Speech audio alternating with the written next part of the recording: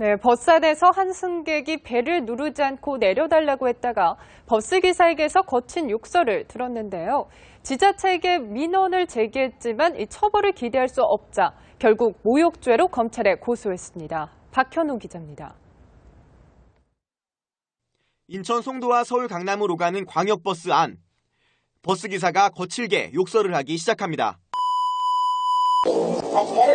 배를 뻘로 만들어놨냐고. 승객이 벨을 누르지 않고 내려달라고 했다는 이유에서입니다. 듣다 못한 다른 승객들이 말려보지만 아저씨 그만하세요. 쌍욕까지 하면 사고는 없어요 정말로. 그래도 거친 말은 계속됩니다. 휴일날 일하는 것도 짜증나 죽겠는데 벨 누르면 버스가 안 서냐고. 나 진짜 이 지하철이야 이게? 버스에 탄 승객들은 황당하고 기분이 상할 수밖에 없었습니다. 네, 쓰는데 왜 안 쓰느냐. 네네네. 그렇게 얘기했더니 이제 그때부터 이제 시작한 거죠. 그때부터 그냥 그 말밖에 안 했어요. 그분 옆에 외국 사람들도 타고 있는데 어쩌면 그렇게 소리를 지르고 그러겠지. 욕설을 들은 승객은 버스 회사 소재지인 인천시와 연수구에 민원을 제기했지만 처벌을 기대하긴 어려운 상황입니다. 버스 기사분들의 불친절에 대해서는 여객자동차법에 처벌할 수 있는 근거가 좀 많이 희박해요.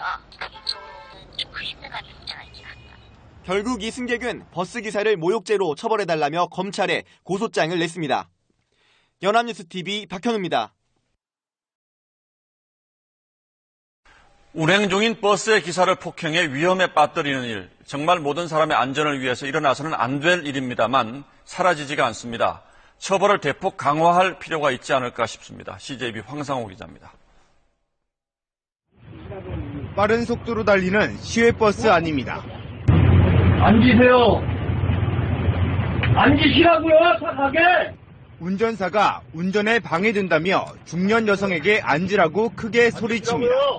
하지만 여성은 기사에게 다가가더니 가슴을 때리고 팔을 잡아 흔듭니다. 욕설도 멈추지 않습니다. 운전대를 잡고 있던 기사의 손까지 꺾습니다. 참다 못한 다른 승객이 제지하자 또다시 욕설을 퍼붓습니다.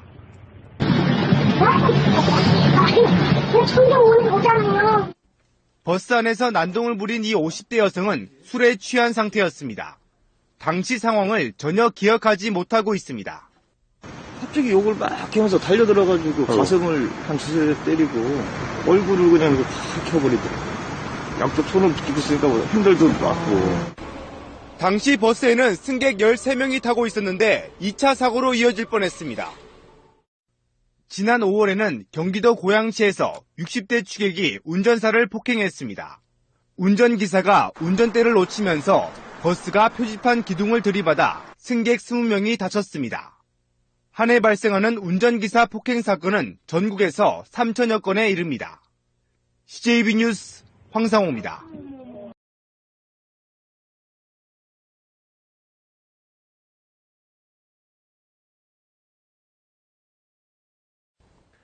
안동의 한 중학교 교무실에서 40대 여교사가 학생에게 폭행당하는 일이 벌어졌습니다.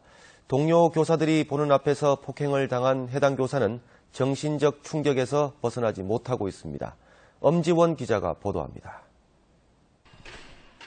사건이 일어난 건 어제 오전 8시 40분 1교시 준비로 분주한 교무실 안이었습니다. 이 학교 3학년 담임 48살 여교사 뒤로 14살 K모군이 달려와 여교사의 오른쪽 뺨을 주먹으로 가격한 겁니다. 들어와서 아마 얼굴을 이렇게 쳤더니 뒤에서 바로 이제 넘어졌죠. 치기 전에 교실에서 있다가 통제가 안 돼가지고 운동장에 나가지고 막 소리를 버레버레 지르고. K군은 폭행 직전 소지품 검사에서 흡연 사실이 발각되면서 담임인 여교사로부터 교실에서 훈계를 받은 상태. K군이 교실에서 욕설을 하며 거칠게 반항하자 훈육에 어려움을 느낀 담임 선생이 교무실로 내려와 교장과 의논하던 찰나 학생이 교무실까지 쫓아와 행패를 부린 겁니다. 학생은 키 180cm, 몸무게 90kg이 넘는 거구였습니다. 보다 못한 동료 교사들이 경찰에 신고하는 한편 해당 학교는 학생에게 교권 침해 명목으로 10일의 출석 정지 조치를 내렸습니다. 그러나 여교사는 충격으로 인해 학교에 나오지 못하고 있습니다. 병원 치료를 하셨고 교권 보호 힐링 연수 프로그램도 있고 치료 프로그램도 있고 충분하게 치료를 할 수 있도록. 최근 구미에서 고등학생이 수업을 방해하다 제지를 받자 30대 여교사를 주먹과 발로 수차례 폭행하는 등 교사 폭행과 폭언 등 교권 침해 사례는 해마다 5,000건 가까이 일어나고 있습니다. MBC 뉴스 엄지연입니다. 네, 다음 뉴스입니다. 고부 갈등을 겪어온 며느리가 시어머니를 폭행했습니다. 그런데 폭행 현장에는 며느리가 데려간 사설 경호업체 직원까지 있었던 것으로 드러났습니다. 주우진 기자입니다.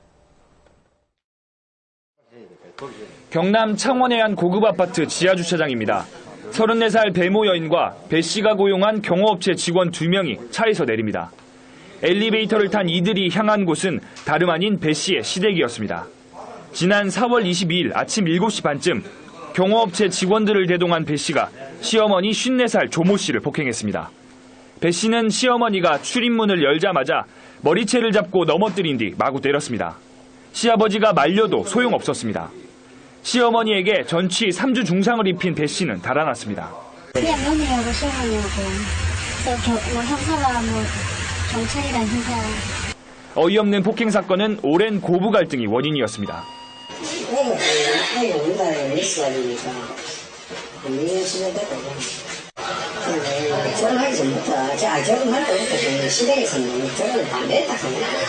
조 씨는 며느리가 데려온 남자들도 폭행에 가담했다며 고소했습니다.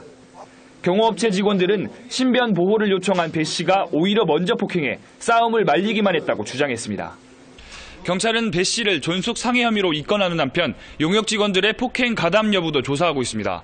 KNN 주우진입니다. 라면 상무, 남양유업, 경주빵. 최근 소위 갑행사 하려다가 되레 을에게 큰 코 다친 사건들이죠. 중국에서도 외제차를 모는 청년이 청소부를 폭행했다가 몰려나온 시민들에게 봉변을 당하는 등의 비슷한 사건이 잇따랐습니다. 고은상 기자입니다. 수백 명의 시민들이 도로 한가운데 세워진 고급 외제차를 둘러쌌습니다.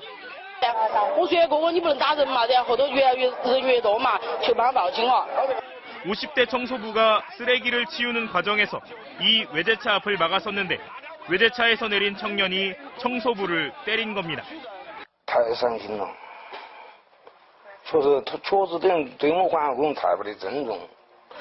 외제차와 청년은 경찰의 통제하에 3시간 만에 가까스로 현장을 빠져나왔습니다. 결국 이 청년은 청소부에게 우리 돈으로 450만 원을 물어줘야만 했습니다.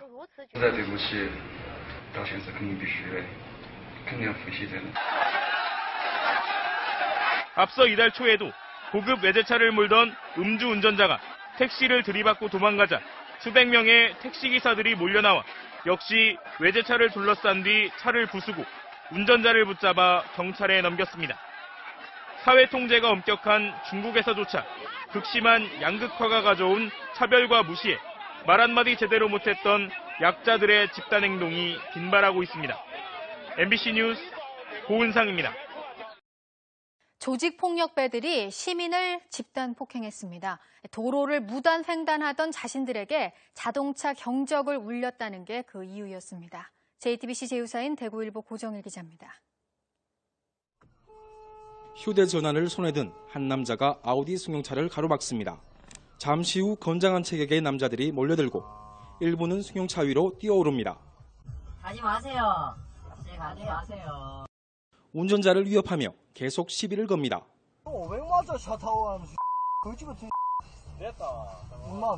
차를 다른 곳으로 옮기자 지붕 위로 다시 올라가 아예 쿵쿵 소리가 날 정도로 뜁니다. 이들은 울산과 거제 일대에서 활동하는 폭력조직 행동대원 29살 박모 씨 등 8명. 기분 나쁘게 경적을 울렸다는 게 폭행 이유였습니다. 자기 구역에 또 가지고 일반인들 자기한테 조그만 이라도 이해관계 없게 되면 집단으로 폭력과 온갖 욕들로 이런 행동을 보이고 합니다. 운전자 24살 정모 씨와 동승자가 달아나자 끝까지 쫓아가 집단 폭행했습니다. 정 씨는 코뼈가 부러지는 등 전치 8주의 부상을 입었습니다. 애들이 저 피했는데 갑자기 입간판 그거 들고 찍으려고 들고 뛰어오더라고요. 도망가고. 경찰은 박 씨 등 조직폭력배 3명에 대해 구속영장을 신청하고 나머지 5명을 불구속 입건했습니다. 대구일보 고종일입니다.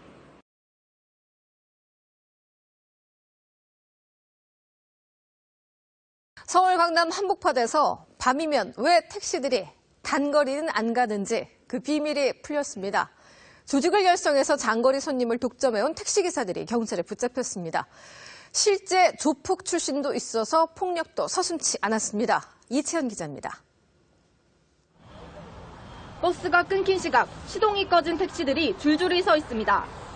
체격이 건장한 택시 운전사들이 호객 행위를 합니다.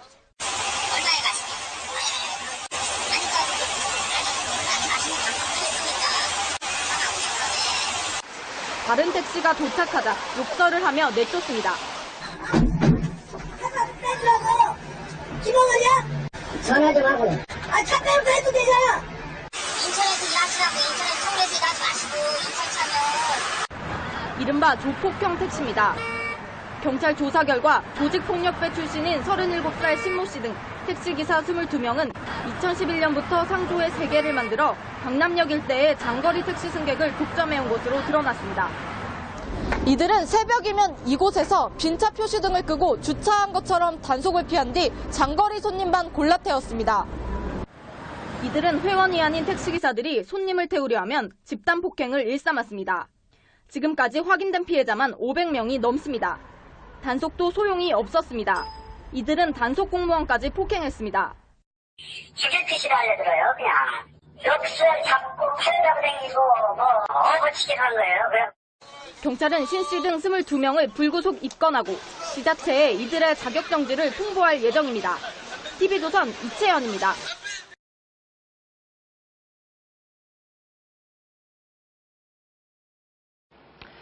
말썽 부려 파출소에 온 취객들 위기 모면하려 하는 단골 허풍이 조폭 행세라고 합니다. 한 남자가 심지어 내가 두목이니 대우를 제대로 해달라고 난동을 부렸는데요. 알고 보니 정말 경기 지역 최대 폭력 조직의 두목으로 드러나서 모두를 놀라게 했습니다. 정동훈 기자의 단독 보도입니다. 그제 새벽 경기도 성남의 한 파출소. 술자리에서 시비가 붙었다는 건장한 체격의 남성이 들어옵니다. 그런데 작성하던 진술서를 갑자기 집어던지더니 의자를 내동댕이 칩니다. 경찰관들이 달려들어 수갑을 채우자 이번에는 머리를 에어컨에 부딪히며 자해를 합니다. 자신이 폭력 조직의 두목인데 대접을 안 해주고 수갑을 채웠다는 게 그 이유였습니다. 자기가 조폭이었는데 저기 항상 술 먹고 도우면 그러잖아요. 내가 조폭이고 내가 누군다고 하지만 거짓말인 줄 알았는데. 여기에 파출소 안에서 담배를 못 피우게 하자 화장실에서 경찰관의 뺨까지 때린 것으로 조사됐습니다. 파출소 내에서 한두 번 그래가지고 담배 빼서 껐고 화장실 가가지고 또 담배 불을 붙여가지고 피니까 내가 또 제재를 하니까는. 1시간 동안 소란을 피운 이 남성은 44살 김모 씨. 파출소에서 김 씨를 인계받은 경찰이 신원을 확인해보니 그의 주장대로 조직원 100여 명을 거느린 전과 시범의 폭력 조직 두목이었습니다. 김 씨가 두목으로 있는 K파는 지난 1990년대부터 성남 지역 유흥가를 중심으로 경기 지역 최대 폭력 조직으로 성장해왔습니다. 술자리에서 김 씨에게 맞았다는 피해자가 처벌을 원치 않아 경찰은 공무집행 방해 혐의만 적용해 김 씨를 구속했습니다. MBC 뉴스 정동훈입니다.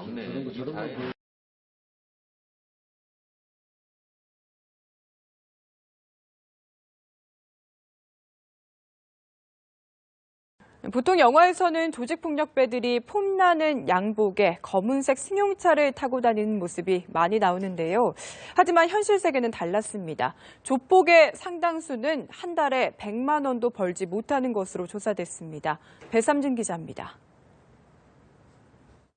누군가 차에 오르자 90도로 머리 숙여 인사합니다. 대구 일대에서 유흥업소 등을 관리하며 이권을 챙겨온 조직 폭력배들입니다. 야구방망이를 들고 시민들의 왕래가 잦은 유흥가 부근에 집결하여 싸움에 대비했고, 이처럼 유흥업소는 조폭들의 전통적인 활동 무대입니다. 최근에는 조폭들이 진화하면서 대포차 영업이나 해외 카지노 원정도박 알선에도 깊숙이 개입하고 있습니다. 여기에 한 발짝 더 나아가 기업 인수합병이나 부동산, 건설업 등 합법을 가장한 사업에까지 발을 넓히면서 주먹보다는 머리를 쓰는 구조로 변하고 있습니다. 이렇다 보니 기업화된 조폭과 영세 조폭의 수익에도 양극화 현상이 뚜렷한 것으로 나타났습니다. 형사정책연구원 자료에 따르면 월 500만 원 이상 번다는 응답 비율은 20.8%, 반면 100만 원 이하인 경우는 37%에 달했습니다. 동네에서 주먹을 쓰는 조폭의 경우 선배의 심부름을 해주고 열정페이 수준의 용돈을 받고 있는 겁니다. 전문가들은 시민 생활에 위협이 될 가능성이 있는 조폭의 경우 취업 제한이나 사업을 막을 제도적 장치 마련이 필요하다고 입을 모읍니다. 연합뉴스TV 배삼진입니다.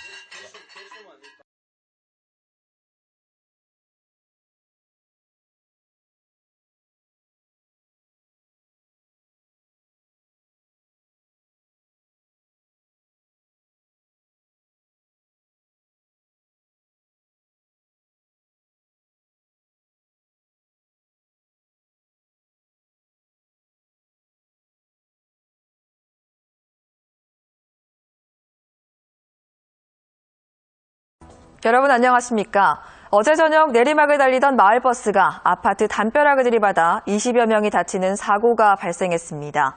사고 직전 공포에 질린 승객들의 모습이 차량 블랙박스에 고스란히 담겼습니다. 오늘 첫 소식 김건영 기자가 보도합니다.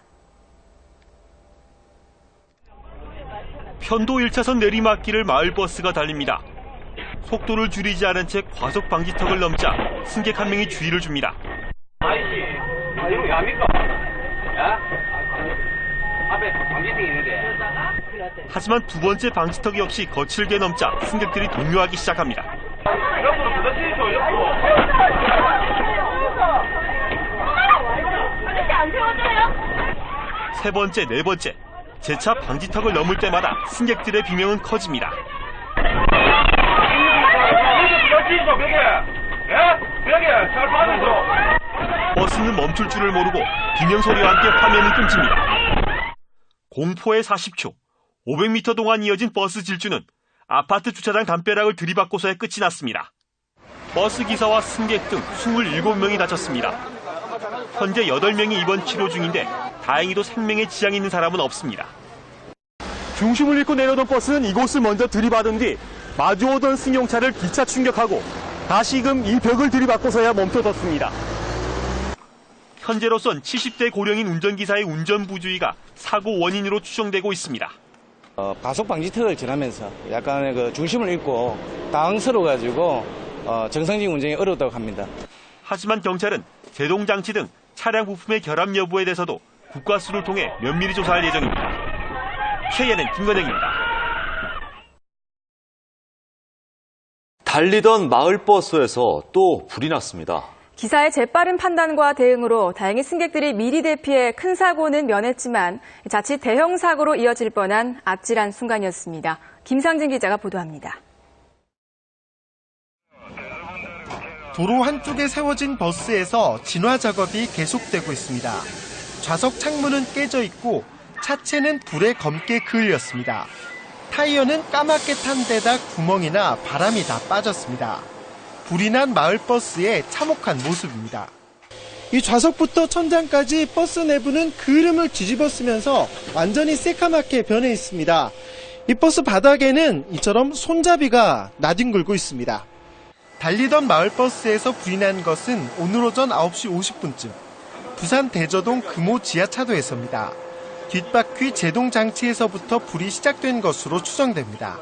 안쪽에서부터 인화가 돼가지고 열로 인해가지고 터지면서 이 파스가 났고 나머지 안에는 다 타버렸기 때문에 차량 이상을 감지한 버스기사가 미리 승객 10여 명을 내리게 했습니다. 정비소를 향해 가던 버스는 10km를 겨우 간 지점에서 화염에 휩싸였습니다. 미리 승객들이 내리지 않았다면 인명피해도 날 법한 아찔한 순간이었습니다. 이제 이상이 있다 싶어서 이제 그 하단 얼굴에 손님 내려주고 이 차량 이상이 있어가지고 돌아가지고 이제 그 가는 정비하러 가는 도중에 이제 불이 난 겁니다. 지난달에도 경남 창원에서 국도를 달리던 시내버스에 불이 났습니다. 엔진 인터쿨러 고장으로 인한 화재였습니다. 많은 승객들이 타는 버스의 특성상 불이 나면 대형 참사로 이어질 수 있어 각별한 주의가 요구됩니다. KNN 김상진입니다.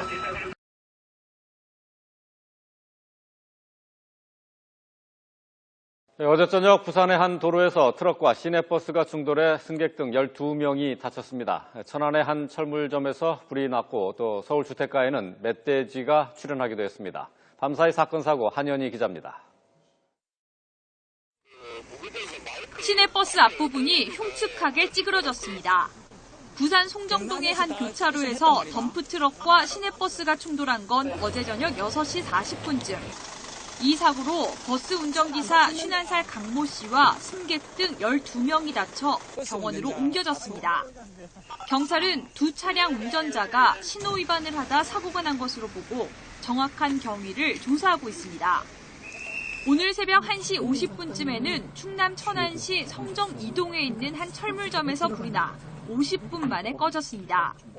제가 자고 있는데 이제 밖에서 불이야라는 소리가 나서 이제 베란다에서 딱 봤는데 이제 불 기둥이 이렇게 막 쏟아나다가 폭발음이 계속 한 10여 차례 나면서 소방당국은 정확한 피해 규모와 화재 원인 등을 조사하고 있습니다.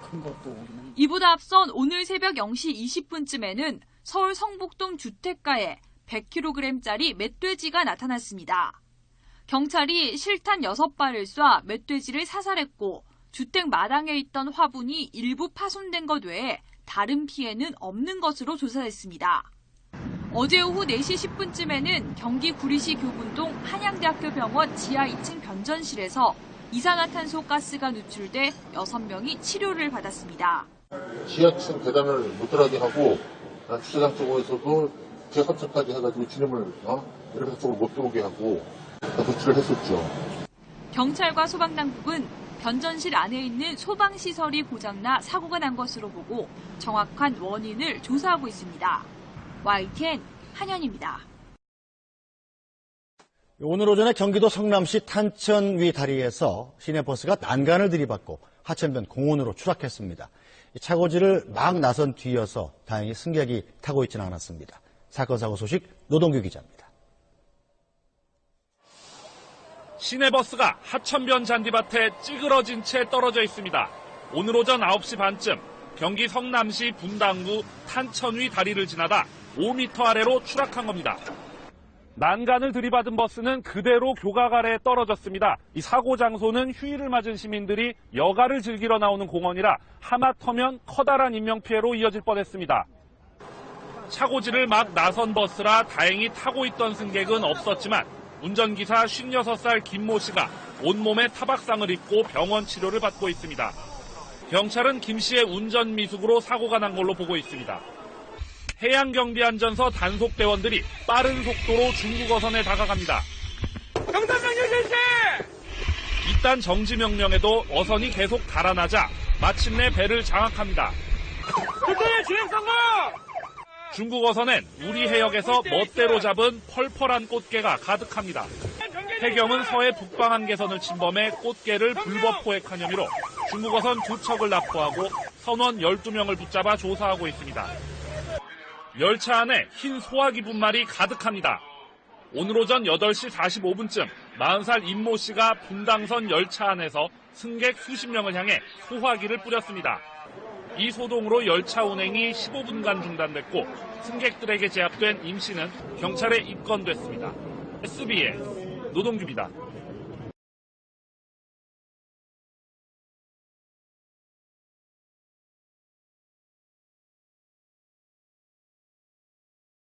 일단 위험할 것 같으면 어른도 구경만 하는 게 요즘 세태인데 한 여고생이 용기 있게 시민의식을 발휘한 현장이 있어서 소개하겠습니다. 음주운전 차량에 치일 뻔한 버스 기사를 구했습니다. 송성준 기자입니다. 시내버스 앞으로 승용차가 차선을 무시하고 달립니다. 수상하게 여긴 버스기사.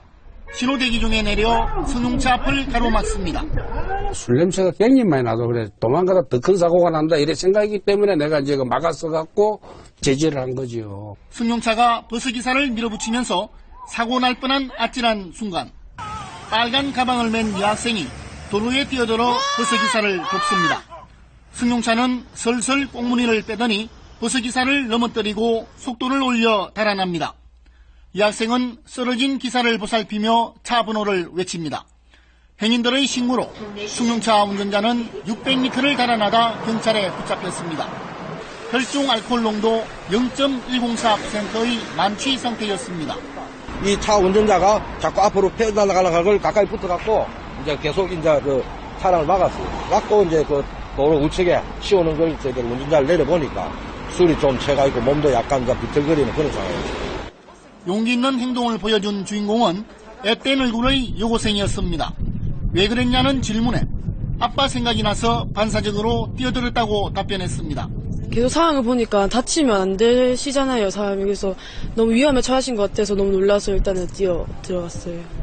가게에 보태려고 아르바이트를 마치고 귀가하던 중이었다는 사연이 더해지면서 네티즌들의 칭찬이 이어졌습니다. SBS 송승준입니다.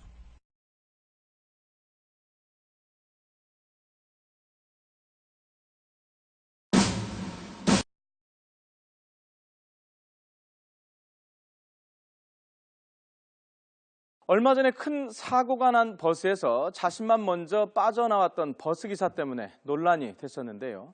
이번에는 반대 상황입니다. 어떤 상황인지 백종규 기자가 전하겠습니다.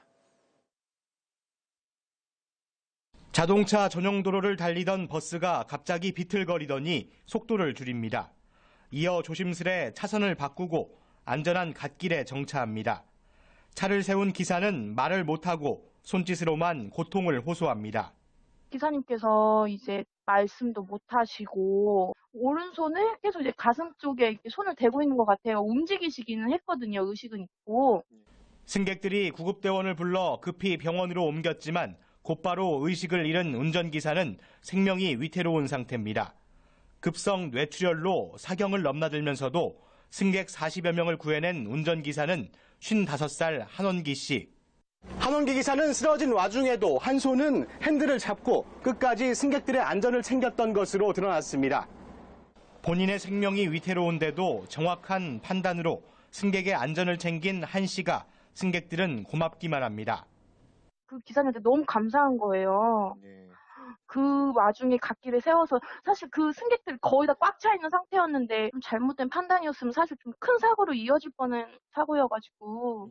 평소 굳은 일을 도맡아 하던 한 씨에게 생긴 불행이 동료들은 믿기지 않습니다. 우리 전 직원들, 우리 운전기사 대변해서 빨리빨리 툴툴 일어나서 건강을 찾았으면 바랍니다.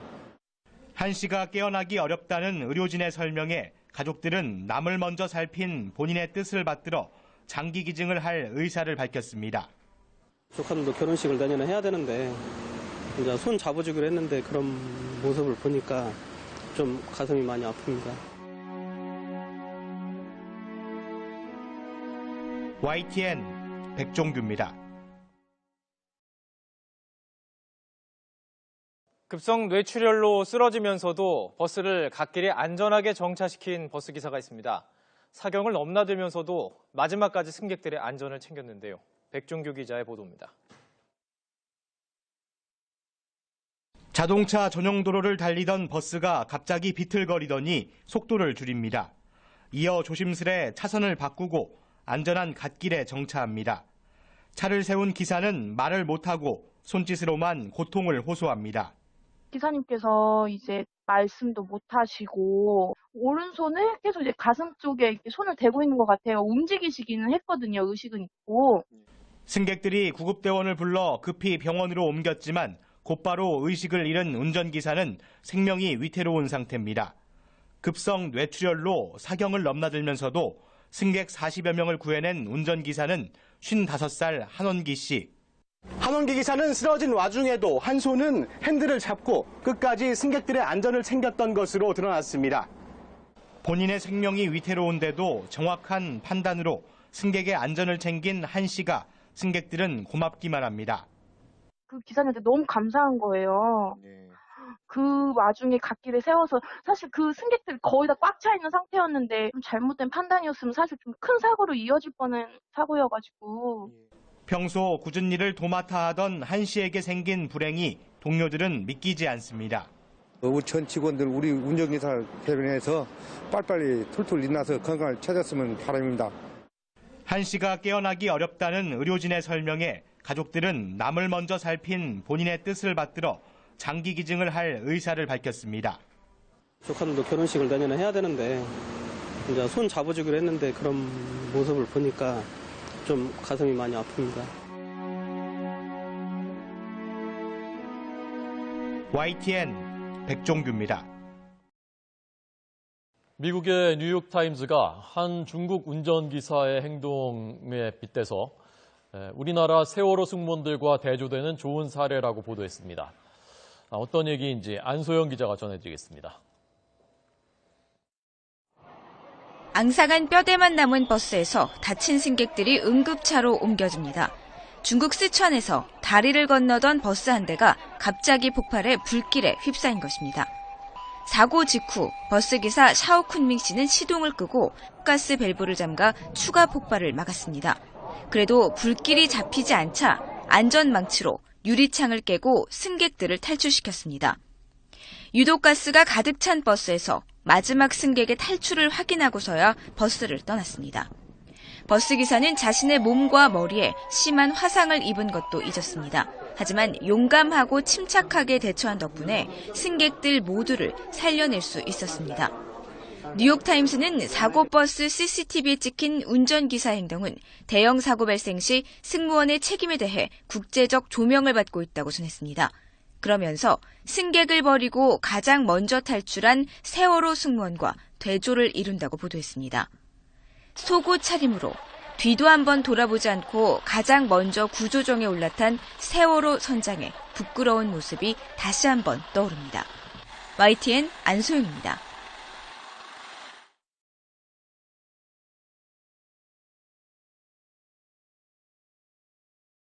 네, 묵묵히 시각장애인의 눈이 되어주는 기특한 안내견들, 길 가다가 많이 보셨을 겁니다. 하지만 안내견들의 하루하루는 험난하기만 한데요. 안내견과 함께 시외버스를 타려던 시각장애인이 이번에 승차 거부를 당했다고 합니다. 화면 보시죠. 네, 지난 14일 오후 서울 관악구에서 안내견과 함께 시외버스를 타려던 시각장애인 A씨가 승차 거부를 당했습니다. A씨가 시각장애인 안내견은 대중교통 탑승이 법적으로 보장된다고 설명까지 했지만 운전기사가 벌금을 낼 테니까 당장 내려라 이렇게 말을 했다고 하는데요. 장애인복지법에는 보조견을 동반한 장애인이 대중교통수단을 이용할 때 정당한 사유 없이 거부해서는 안 된다고 돼 있지만 현실은 그렇지가 못합니다. 버스 승차 거부를 당한 장애인 A씨가 장애인 차별이라며 국가인권위원회에 진정을 제기했다고 하는데요. 묵묵히 장애인을 지켜주는 안내견, 그 안내견을 지켜주는 노력은 우리 사회의 책임이겠죠.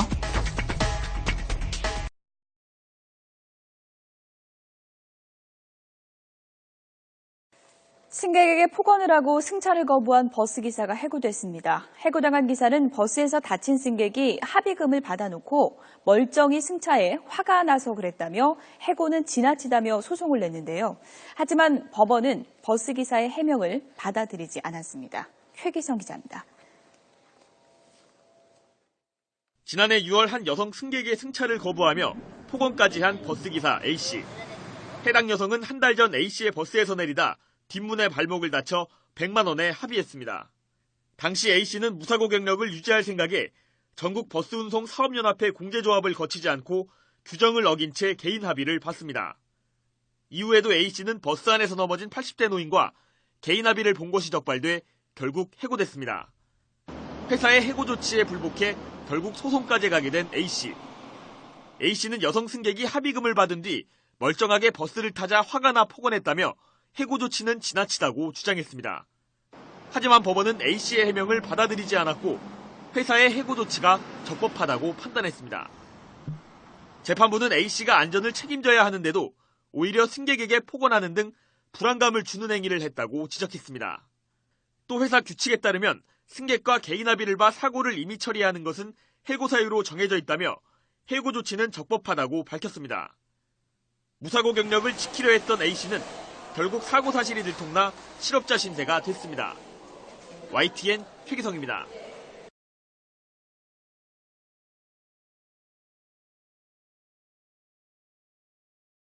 버스 준공영제 이후 대구시가 해마다 수십억 원을 들여 기사들 식비도 지원하고 있습니다. 그런데 돈만 주고 관리 감독을 제대로 하지 않아서 아까운 세금이 낭비되고 있다는 지적입니다. 계속해서 윤영균 기자가 보도합니다. 지난주 촬영한 한 버스기사 식당의 메뉴. 김치와 채소 반찬 2~3개에 국이 전부입니다. 점심은 달랑 국수 한 그릇. 하루에 8시간 이상씩 일해야 하는 기사들은 식사의 질이 부실하다고 불만입니다. 현장에서 진짜 이상한 냄새가 내가 안 먹으면 되지 안 먹고 말았는데 미역국 한 그릇 소고기 한 장사 하나 했으면 한 도모타리 들었나 모르겠어요. 이런 밥값은 누가 얼마씩 내고 있을까? 대구 버스는 준공영제로 운영되고 있다 보니 대구시가 매달 3억 8천만 원, 1년에 45억 원이 넘는 돈을 지원하고 있습니다.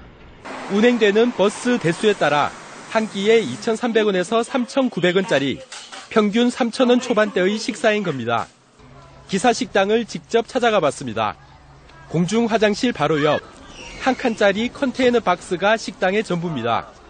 무허가 건물이다 보니 위생관리도 제대로 될 리 없습니다.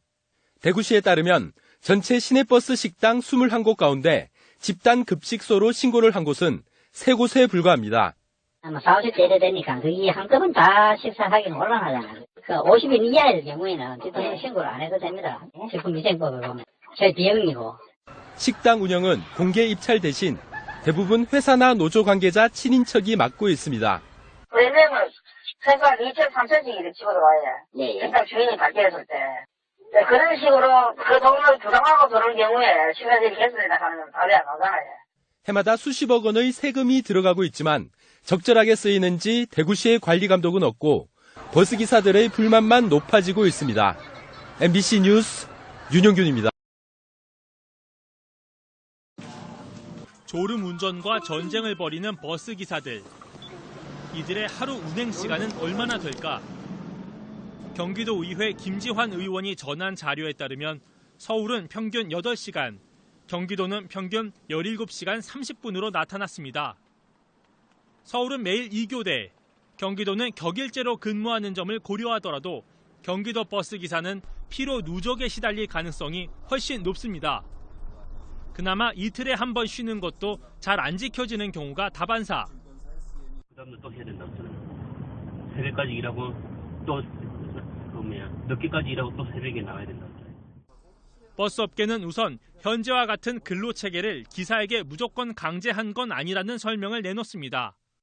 지금도 노사간에 합의가 돼서 운영을 하지 절대 사업자 임의로 뛰어올게 운영하고 있는데 실질적으로 기사들이 힘들고 하니까 그만하자는 건데. 이에 더해 버스 업계는 이 같은 상황이 업계의 재정난 탓이라며 지금과 같은 요금 체계에선 불가피한 현실이라고 말합니다. 기사가 늘어나면 그만큼 인건비가 불어나잖아요. 그러면 요금은 인상될 수밖에 없어요. 그거는 둘째 문제고 일단 기사 수급이 힘들어요. 하지만 이 같은 설명에 대해 반론도 나옵니다. 버스 운송자들은 이제 좀 자구적인 경영 개선 노력을 통해서 근무 환경을 변화시켜서 인력 충원을 충분히 할 수 있다고 좀 판단이 됩니다. 이에 경기도의회는 안전한 차량 운행이 가능한 최대 운행 시간을 자치단체가 정하고 이를 업계가 준수하도록 권고하는 내용의 조례안을 지난 7일 발의했습니다. 안전한 버스 운행이 가능한 기본 시간이라 최대 운행 시간을 3초를 내라는 거죠. 버스 기사분이 과도한 차량 운행 시간 초과에 대해서 거부할 수 있게 그런 조치를 할 수 있고, 그밖에 이제 쉼터 제공이라든지 건강검진 같은 것들을 실시하는 이제 조례 내용이 좀 담겨 있습니다. 이 같은 조례안 발의에 대해 경기도 버스 운송사업조합 측은 찬성 의사를 밝히면서도 세부 내용에 대한 추가 협의가 필요하다는 입장입니다. 한편 경기도는 업계의 요구를 반영해 다음 달 버스 요금을 인상하기로 해 업계의 기사 인력 운용에도 숨통이 트일지 관심이 모아지고 있습니다. TBS 이강훈입니다.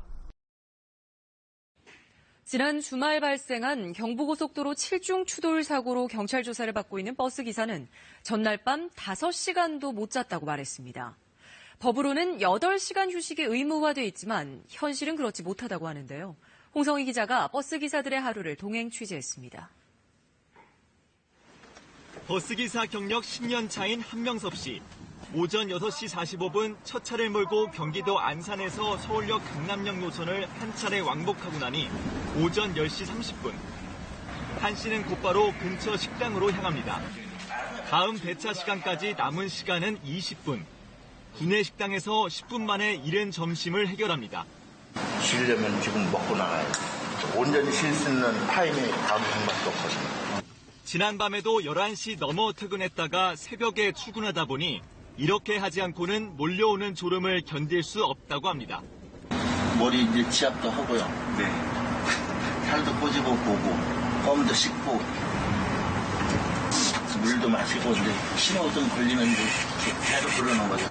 하루 일하면 하루 쉬던 때도 있었지만 어느 땐가부터 17시간씩 이틀 연속이라고 하루 쉬는 게 관행이 됐습니다. 경기도에 있는 다른 버스 회사를 찾았습니다. 이 회사의 사정은 더욱 열악했습니다. 근무일지를 보면 하루 16시간씩 3일 또는 4일 연속이라는 기사들이 수두룩합니다. 3일하고 하루 쉬고 4일하고 하루 쉬고 총 근로가 30일 중에 5일 쉰 거예요. 그럼 25일 근무하니까 18시간 곱하기 때리면 400시간이거든요. 이 회사에서 운행하는 버스는 54개 노선에 70대. 격일제로 운행하려면 기사가 148명이 필요하지만 현재 기사 숫자는 95명 뿐입니다. 버스 준공영제로 근무 여건이 좋은 서울과 인천 등으로 기사들이 빠져나가면서 경기도의 상당수 버스 회사는 1년 365일 구인난을 겪고 있습니다. 공고는 365일 나가 있어요. 교차로라든지 면허시장 그리고 인터넷 인코루트나 그런데 거기 다 내보내고 있거든요. 노선 운행 횟수를 줄이기도 쉽지 않아 법으로 정해진 8시간 휴식은 그림의 떡일 수밖에 없습니다. 근무일지만 보면 배차 간격에 많게는 30분에서 40분씩 쉬는 것처럼 보이지만 현실은 딴판입니다. 운행을 한번 종료 후에 와서 이렇게 주차를 하고 쉬어야 되는데 쉬는 시간 내에 밥 먹고 가스 주입하고 계속 밀리다 보면 쉬는 시간이 사실 없다. 부분 기사 휴게실은 틈을 내 쪽잠을 청하는 기사들로 늘 만원입니다. 한 4명은 땡이니까. 이러다 보니 며칠 전 경부고속도로 추돌 사고는 남의 일 같지 않습니다. 그냥 돈 두고 사는 거죠. 여기 다 경험합니다, 그런 거는. 아무 생각 없이 이렇게 막 갈 때 있잖아요. 그런 현상이죠. 경기 지역 버스기사들의 평균 시급은 7,200원 정도. 한 달에 270시간을 일해야 월 200만 원 정도 수입이 생깁니다. KBS 뉴스 홍성입니다.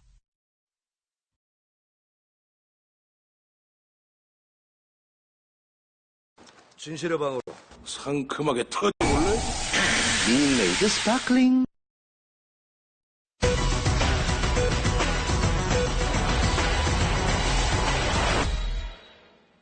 최근 화물차 등 대형 차량이 낸 사고 현장입니다.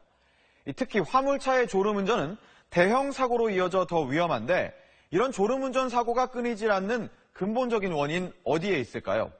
하루 수백 대의 화물차가 드나드는 서울 가락 농수산물시장에 가봤더니 이렇게 비좁은 컨테이너나 차 안에서 새우잠을 자는 기사들이 적지 않았습니다. 생생리포트 김정우 기자입니다. 가락시장 첨가업체 가운데 최대 규모인 A업체에는 매일 100대가 넘는 화물차가 드나듭니다. 하지만 화물차 운전기사들이 쉴 곳은 마땅치 않습니다. 플라스틱 의자나 차량 안에서 휴식을 취하는 정도입니다. 화물차에 실린 물품이 팔릴 때까지 10시간 넘게 대기하기도 합니다. 필요가 덜 풀려가지고 여기서 잠을 취해도 차에서 여기 서서는 소음도 있고 차가 진동 때문에 잠이 제대로 못 자요. 현행법상 시장 내 운전기사 휴게시설은 필수 시설이지만 첨가업체가 마련한 휴게실은 구색 맞추기에 불과합니다. 컨테이너를 개조해 만든 화물차 운전기사용 휴게소입니다. 보시는 것처럼 성인 남성 5명 정도가 누우면 가득 찰 정도로 좁은 공간과 바닥에 놓여있는 침구류는 언제 세탁했을지 모를 정도로 위생 상태가 좋지 않습니다. 휴게실 확장을 요구하는 운전기사들에 대해 첨가업체는 무반응으로 일관해왔습니다. 우리 정해져 있다 보면 저희가 의무적으로 해야 되는 부분은 아니기 때문에 저희가 할 수 있는 부분은 한계가 있습니다. 가락시장을 관리하는 서울시도 사실상 뒷짐만 지고 있습니다. 시장 규모나 화물차 운전기사 수와 상관없이 최소 70제곱미터의 휴식 공간만 마련하면 현행법상 문제가 없기 때문입니다.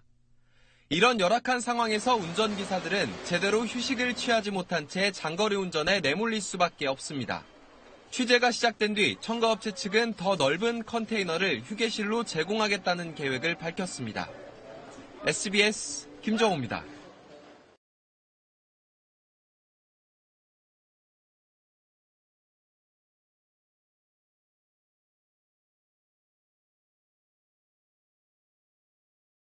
네, 고속도로 진입로에서 무리하게 차선을 바꾸는 버스 운전자들로 당황하신 적 있으신지요?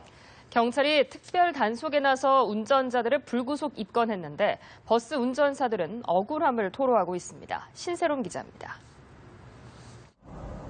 경부고속도로 하행선 잠원하에 있습니다. 서울을 떠나는 고속버스들이 차례차례 도로에 진입합니다. 꽉 막힌 도로 위 전용차로 진입을 위해 버스가 도로를 횡단하듯 지나갑니다. 이 같은 진로 변경은 면허 취소에 형사 입건되는 난폭운전에 해당합니다. 시민들도 대형 버스는 위협이 된다고 말합니다. 제가 출고 운전이라서 좀 무섭기도 하고 사고 날 것 같기도 하고 조마조마하죠. 고속도로 진입할 때는 긴장을 굉장히 많이 하고요. 갑자기 끼어들면 깜짝 놀라죠. 무리하게 끼어들기는 안 좋다고 생각해요. 위험하니까. 하지만 느린 속도의 차선 변경은 괜찮다는 의견도 있습니다. 차가 많이 막히니까 방법이 없잖아요, 거기는. 그렇다고 전용 차선 들어가려고 그러면은 지금 밀리니까 어쩔 수 없는 거지. 앞서 대형버스 난폭운전 집중 단속에 나선 경찰은 131명의 운전자를 불구속 입건했습니다. 버스기사들은 억울하다고 입을 모읍니다. 입구가 상당히 정체가 됩니다.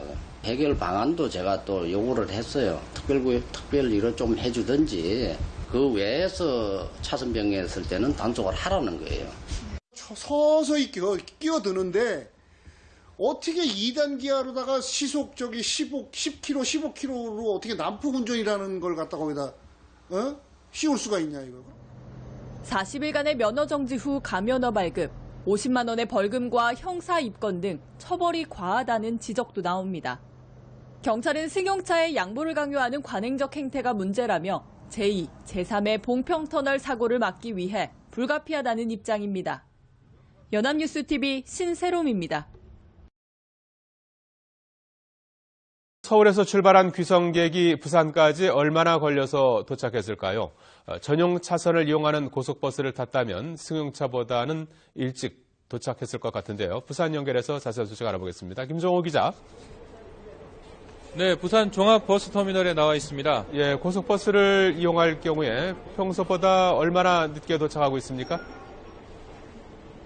네, 정시는 아니지만 크게 늦지 않게 도착하고 있습니다. 평소 서울 부산 가는 고속버스로 4시간 15분 거리입니다. 그런데 지금 도착하는 버스들은 서울에서 출발해 4시간 반에서 5시간 남짓 달려 부산에 도착하고 있습니다. 승용차가 톨게이트와 톨게이트 사이를 달리는 거리만 5시간 10분이 걸린다고 하니 50분에서 1시간가량 고속버스가 더 빠르게 도착하고 있습니다. 명절 연휴이다 보니 고속도로 사정이 좋을 리 없습니다. 하지만 전용 차선을 이용할 수 있다 보니 서울에서 부산까지 8시간 이상 걸리는 일은 좀처럼 없고 많이 막혀도 1시간가량 도착에 늦는 정도라는 게 이곳 관계자 설명입니다. 고향 땅을 밟은 귀성객들은 긴 버스 여행에도 지친 표정은 없었습니다. 버스에서 내려 숨을 한번 들이쉬고는 마치 집에 도착한 것처럼 편안한 표정을 보였습니다. 오늘 이곳 터미널 이용객 가운데 70%는 부산에 도착하는 사람들입니다. 특히 버스 가운데 35%가량이 서울 고속버스 터미널과 동서울 종합터미널에서 부산을 오갑니다. 명절 연휴 기간이 되면 이곳을 오가는 사람이 평소보다 2배가량 많습니다. 우리나라 두 번째로 큰 도시의 관문 가운데 하나지만 버스 이용객이 많이 줄다 보니 평소에는 한산했는데 오늘은 모처럼 이곳이 북적북적합니다.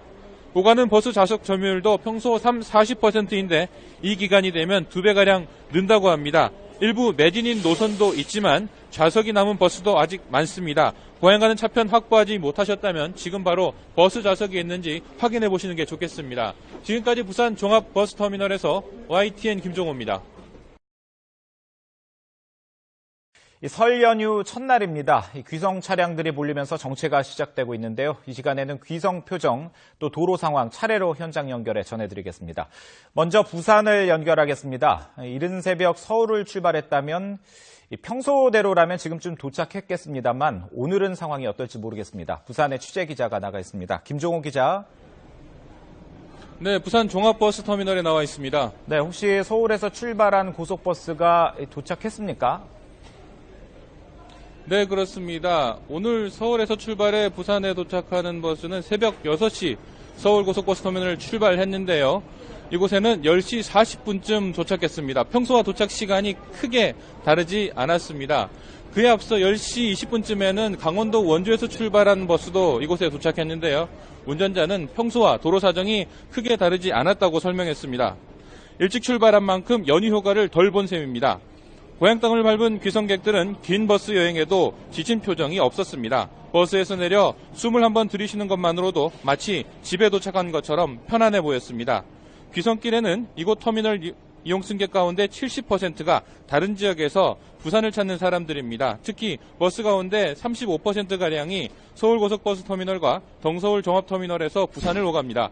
명절 연휴 고속도로 사정이 좋을 리 없는데요. 그래도 고속버스는 전용 차로를 이용할 수 있어서 서울에서 부산까지 8시간 이상 걸리는 일은 없고 많이 막히면 1시간가량 도착이 늦는 편이라고 이곳 관계자가 설명했습니다. 평소 이곳 부산 종합버스터미널 이용 승객은 하루 10,000명 남짓입니다. 그것도 휴일에 몰려 평균이 그렇다는 이야기고 평일에는 7,000명 수준에 불과합니다. KTX 등장과 항공편이 늘어나면서 장거리 이용 승객이 많이 줄었다고 합니다. 그래도 명절 기간이 되면 16,000여 명 정도 이용해 이곳이 북적북적합니다. 평소 808차례 출발하는 버스가 이 기간에는 120여 차례 더 편성됩니다. 버스가 모자라기 때문에 보통 45인승 관광버스가 노선에 더 투입된다고 합니다. 평소 좌석 점유율이 30에서 40%인데 이 기간이 되면 2배가량 는다고 합니다. 그래도 좌석에는 어느 정도 여유가 있으니 고향 가는 차편을 확보하지 못하셨다면 지금 바로 버스편을 확인해 보시는 게 좋겠습니다. 지금까지 부산 종합버스터미널에서 YTN 김종호입니다.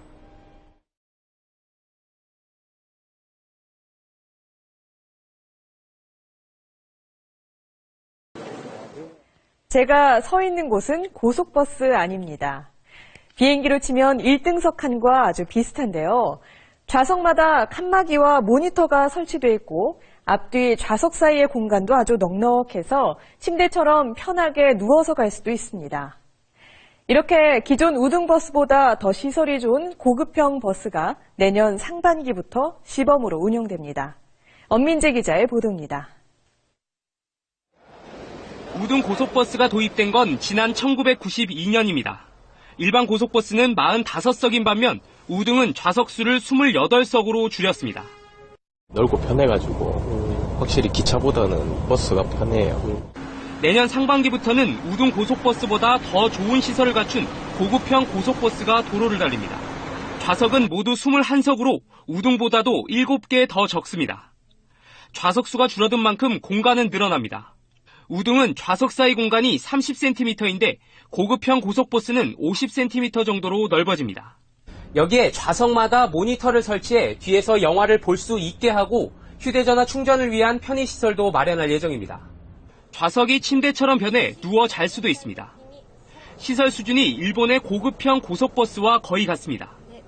해외에 있는 여러 좌석형을 우리가 이번에 충분히 검토해서 우리 현실의 한국형에 맞는 그런 상품으로 출시를. 요금은 우등 고속버스보다 30% 정도 더 비쌉니다. 서울 부산 노선의 경우 일반 고속은 23,000원, 우등은 34,200원인데 고급형은 44,500원이 될 것으로 보입니다. 고급형 고속버스는 200km가 넘는 장거리 노선이나 심야 운행에 도입될 예정이며 우선 내년 상반기에 서울과 부산, 서울과 광주 노선에 시범 운영됩니다. SBS 엄민재입니다.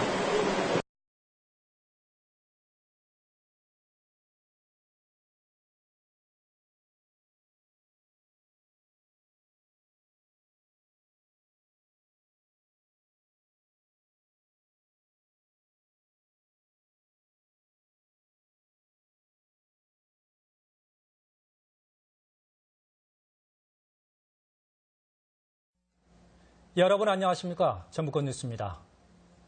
국내 교통의 오지로 흔히 공항 없는 전북을 꼽는데요. 이런 도내에서도 또 교통 오지가 있습니다. 바로 무주가 그렇습니다. 도청 소재지 전주와 심리적 거리까지 멀어져 경제권 유출 등 부작용이 심각합니다. 그 속사정을 먼저 김하연 기자가 보도합니다. 네, 버스 안에서 한 승객이 배를